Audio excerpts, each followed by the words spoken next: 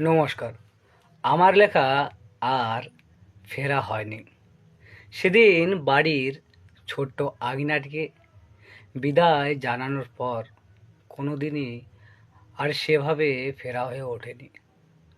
সে জীবনটাই ছিল বড্ড ভালো। তখন অনেক ইচ্ছে হতো বড় হওয়ার, মা বাবার কড়া শাসন উপেক্ষা করে বাইরের জগৎ ঘোরার। কিন্তু আজ মনে হয় জীবনে উপেক্ষা নয়, বরং অপেক্ষায় শ্রেয়। তখন হৃদয়টা ছিল বেশ ছোট্ট। হৃদয়ের অনেকটা জায়গা খালি পড়ে থাকতো, তাতে খিলখিল করে উঠতো মন। আজ সে হৃদয়ে এক টুকরো জায়গাও খালি নেই। সব অভিমান, দুঃখ, চিন্তায় ভরপুর। আজ হৃদয় জুড়ে ভালোবাসার চেয়ে অনেক বেশি জায়গা দখল করে নিয়েছে অভিমানগুলো। আজ আর একলা বসে নিজের কথা ভাবা হয় না।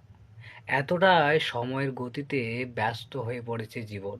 এক সময় বাসের জানালার সিট চেয়ে ঝগড়া করে বসতো, আজ তারাই বাসের কোনো একটা সিটে এই অশান্তির মাঝে এক টুকরো শান্তির ঘুম পাওয়ার চেষ্টা করে। কিন্তু দুর্মূল্য এই ভালোবাসার বাজারে শান্তির ঘুম যেন অলীক শব্দ। আসলে কখন যে আমরা কেমন করে বদলে গেলাম বুঝতেই পারিনি। বিকেলবেলার মাঠ জুড়ে চিৎকারের পরিবেশে কখন যে সিলেবাসের চাপ আর বিকেলের টিউশন দখল করে নিল আমরা বুঝতেই পারলাম না। তার সাথে এলো প্রতিযোগিতা, আধুনিকতা, আরও কত কিছু।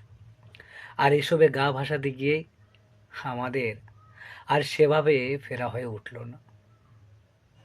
ধন্যবাদ।